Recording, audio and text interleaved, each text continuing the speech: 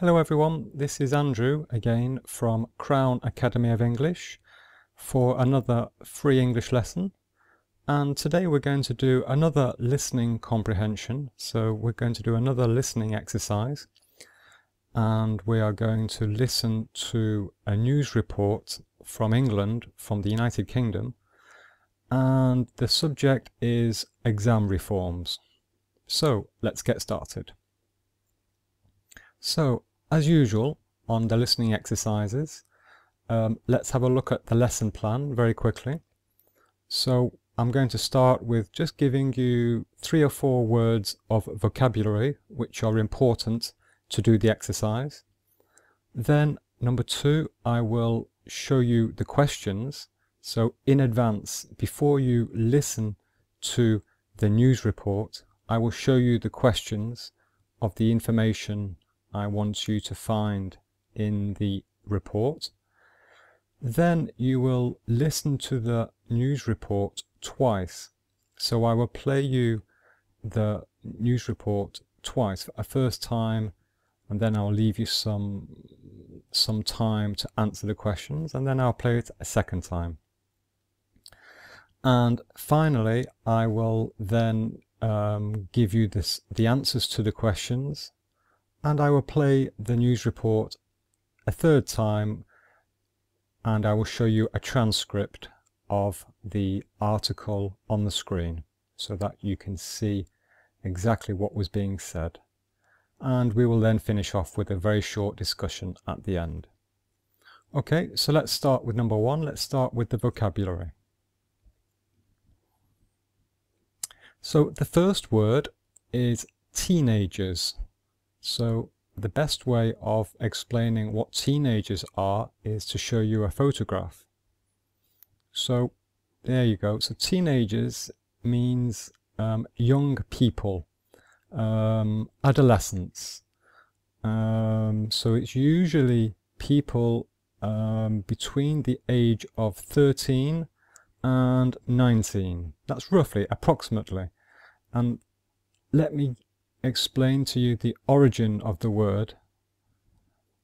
Well, we call them teenagers because they are roughly the age where there is the word teen in the age. So age 13, age 14, age 15, age 16, age 17, age 18, and age 19. So that's why we call them teenagers. You can see there's the word age in there and teen. So it means young people. It doesn't, it doesn't matter if someone is age 12 or 20, then, you could probably still call them a teenager. It just means they are young people. Now, GCSE, you will hear this word, or it is an abbreviation. In fact, it's not a proper word, it is an abbreviation. And it is the word for the abbreviation for the name of an exam that we take in England. So it only exists in England, I believe. And it is an abbreviation of an exam that we take at the age of 16. And the letters stand for, so General Certificate of Secondary Education. So it is the first really important exam that that children take in England. Okay, so as I say, it's at the age of 16, and it's quite an important exam. It exists in several subjects. So for example, there will be a GCSE in French, there will be a GCSE in history, in biology, in maths, in English. Usually you take several subjects, and each subject has its own GCSE exam. Okay, and it is an important exam because you have to pass these exams to be able to continue to further education. So if you do not have good results in your GCSE exams, you cannot do A-level exams, and A-level exams are the exams we take at age 18. Okay, so GCSE, it is only ever known as GCSE. We never actually say General Certificate of Secondary Education. You will always hear the term GCSE. Grade. Now, in England and in Britain, or in the English language, the results of exams are given by a grade. So, for example, the best, if you get all the answers right, for example, if you get a very good result in your exam, then you will be given a grade A. And the worst, if you do very, very badly, you'll be given, the worst you can get would be a grade F. This is in GCSEs. This is the grades which are for GCSEs.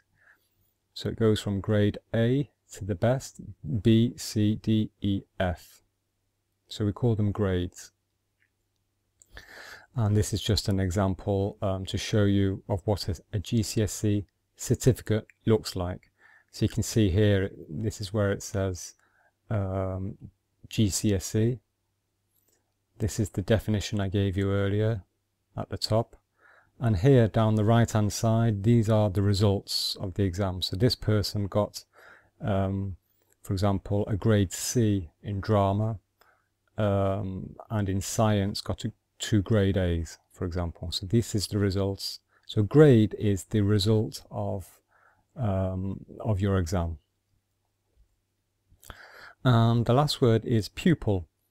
Pupil is another word for student. We usually use the word student for university. So for young people who go to university, we say students, and pupil is a younger age. So pupil is at school. So we say a child who goes to school is a pupil. So here we have, for example, 5 pupils. Okay, so let's have a look at the questions I would like you to answer. So question 1 will be, what reason does the government give for making these changes? So in the news report, you're going to hear about some changes, and the government explains why it is making those changes. What do head teachers think of these changes?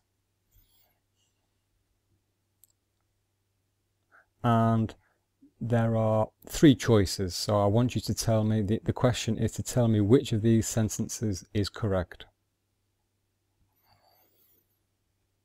Question 3, I would like you to find, last year, how many pupils did not achieve a grade C in English and Maths? So there is a number I want you to find in the news report.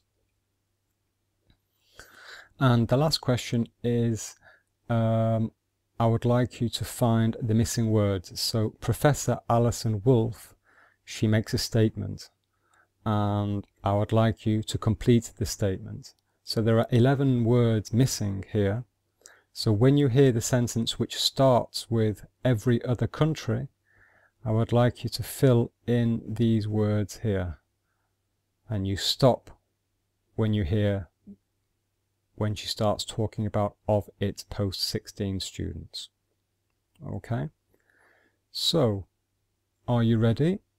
Get ready. I'm going to start to play the article right now. Okay, so this is the first time you will listen to the news report. Here we go.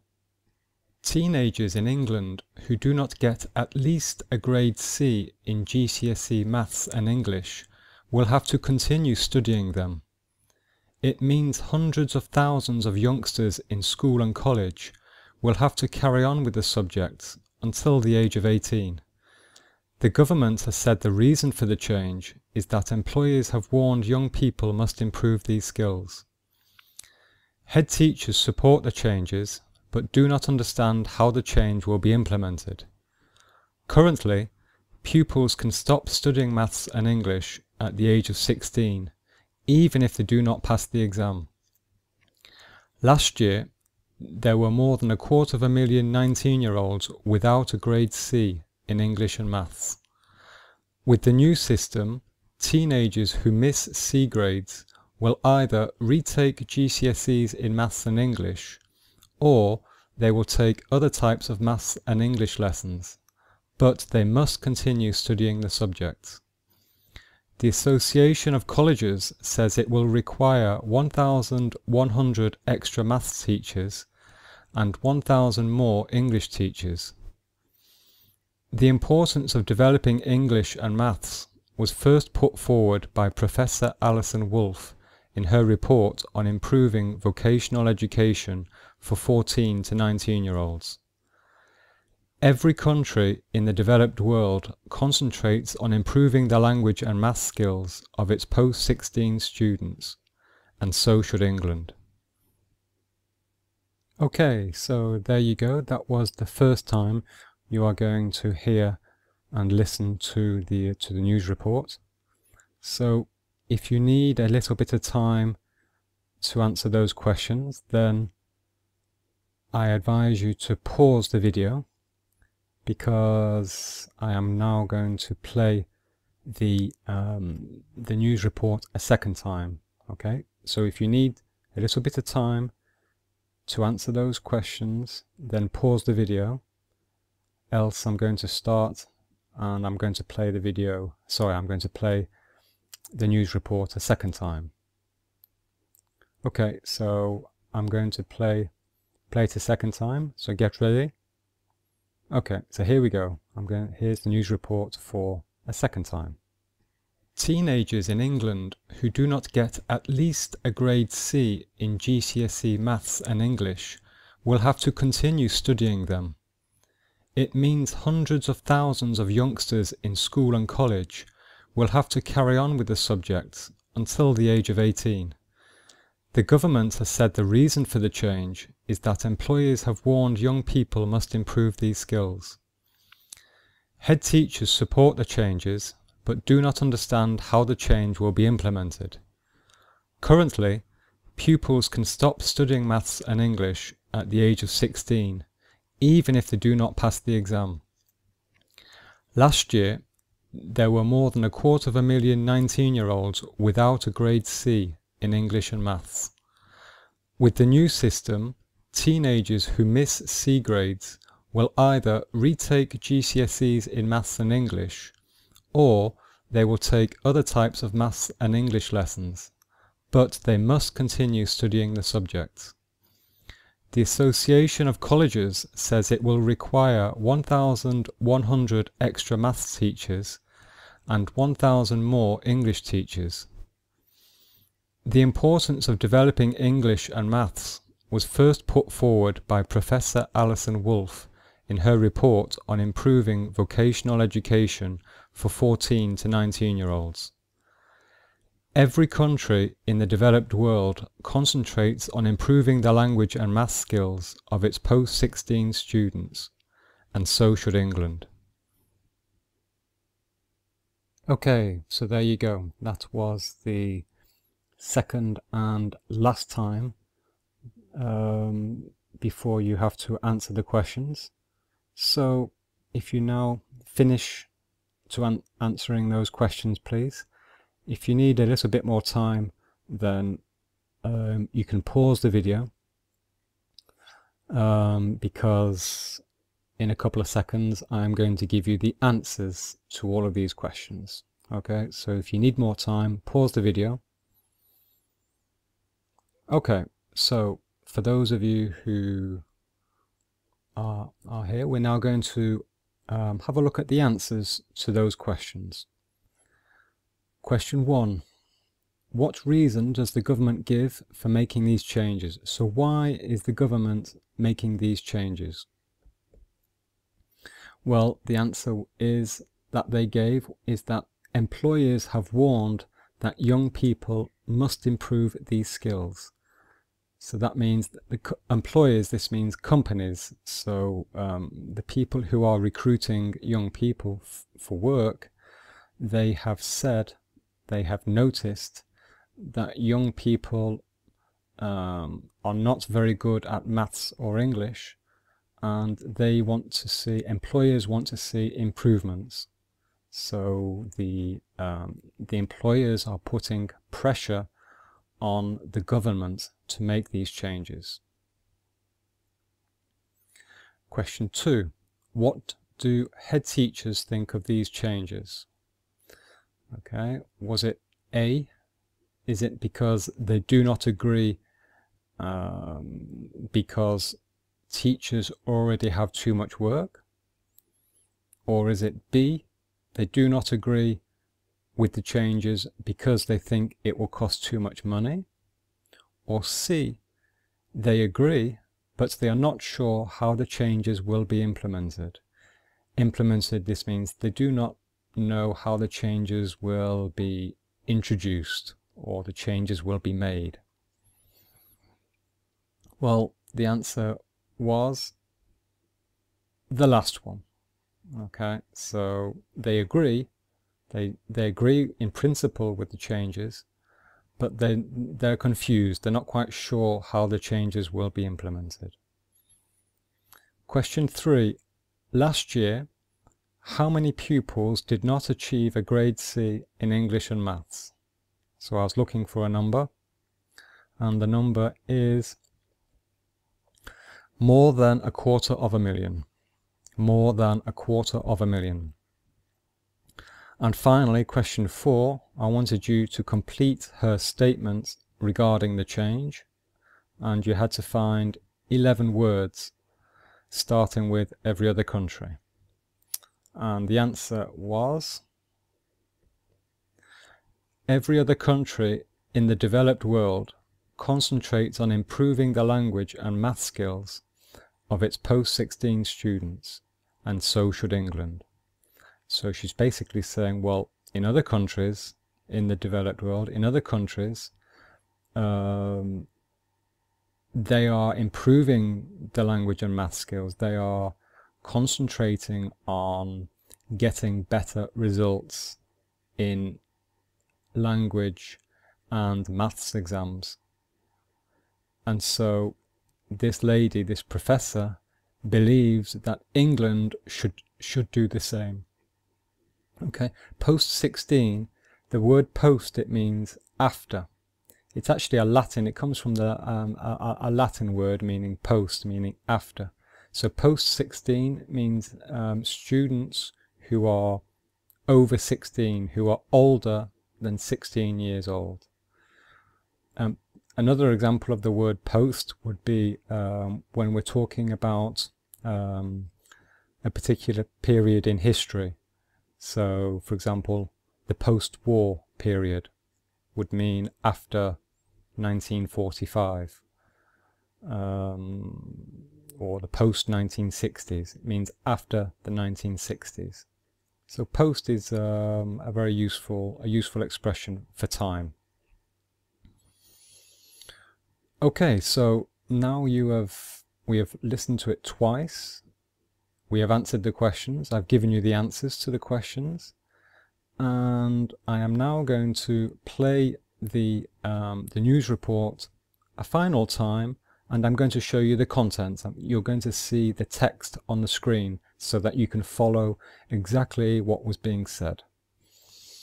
Okay, so let's start with that. Here we go. Teenagers in England who do not get at least a grade C in GCSE Maths and English will have to continue studying them. It means hundreds of thousands of youngsters in school and college will have to carry on with the subjects until the age of 18. The government has said the reason for the change is that employers have warned young people must improve these skills. Head teachers support the changes, but do not understand how the change will be implemented. Currently, pupils can stop studying maths and English at the age of 16, even if they do not pass the exam. Last year, there were more than 250,000 19-year-olds without a grade C in English and maths.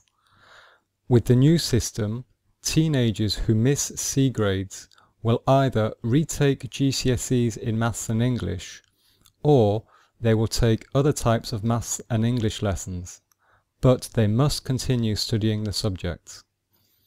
The Association of Colleges says it will require 1,100 extra maths teachers and 1,000 more English teachers.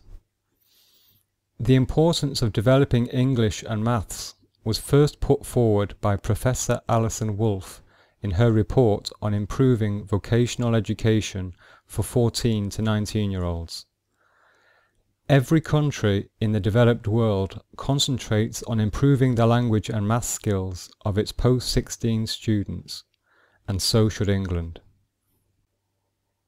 Okay, so there we go. That's that was the news report with the text, with the transcript, so that you could follow it on the screen. I hope that was helpful for you. So quite an interesting news report, I think. So just a very quick discussion at the end. If you'd like to put your thoughts and opinions in the comments below this video. So the daily question is, well, what do you think? Do you think it is fair on the pupils to force them to continue studying if they fail an exam? You know, how would you feel if you were a pupil who, for example, got a grade D in English and wasn't particularly good at English and wasn't particularly interested in English, but just want to move on to another exam, want to move on to something that they are interested in, but then the government forces them to keep on studying English, you know, or maths, so, you know, what do you think? Do you agree with it, or, you know, and tell me what it's like in your country. So is it the same? Are people good at languages in your country? And what about maths? How is maths taught?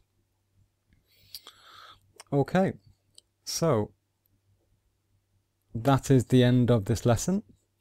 And again, as usual, if you enjoyed the lesson and you would like to have more lessons like this, then click on subscribe below the video, and that way you will be notified of all my new lessons and videos.